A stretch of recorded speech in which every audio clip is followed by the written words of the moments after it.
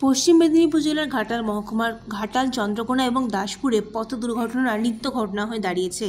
ইতিমধ্যে পথ দুর্ঘটনায় প্রাণ কেটেছে বহু মানুষের। অনেকাংশে দুর্ঘটনা ঘটলেও এলাকাভিত্তিক সংশ্লিষ্ট এলাকার বাসিন্দারা রাজ্য সড়ক অবরোধ করে রাস্তায় গতি নিয়ন্ত্রণে স্পিড ব্রেকার বা বাম্পার বসানোর দাবি তুলে থাকে প্রায়শই। পূর্ত দপ্তরের তরফ থেকে ঘাটাল, চন্দ্রকোনা এবং দাসপুরে বেশ কিছু জায়গায় রাজ্য সড়কে পিচ দিয়ে বাম্পার তৈরি করলেও জনবহুল এলাকা সহ এমন বহু জায়গায় রাজ্য সড়কে যানবাহনের গতি নিয়ন্ত্রণ করার জন্য কোনো পদক্ষেপ নেওয়া হয়নি। তবে এবার সেই পদক্ষেপ নিল পশ্চিম মেদিনীপুর জেলার পুলিশের এই কাজে খুশি হয়েছে পথ চলতি মানুষ থেকে সাধারণ বাসিন্দারা। আগের তুলনায় যানবাহনের গতি অনেকটাই নিয়ন্ত্রণ করা সম্ভব হবে বলে মনে করা হচ্ছে।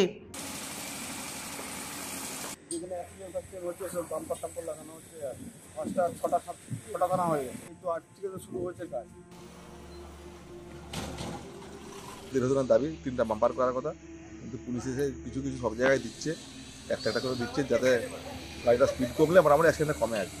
আর কিছুদিন থাকবে, কতটা হবে বলতে মোটামুটি একটা হবে আর কি। মানে এখানে 3টা বাম্পার দিলে হতো, যে একটা দিয়েছে একটাও কিছুটা নিয়ন্ত্রণ হবে। চন্দ্রকোনা থেকে নিজস্ব প্রতিনিধির রিপোর্ট, এনএম নিউজ।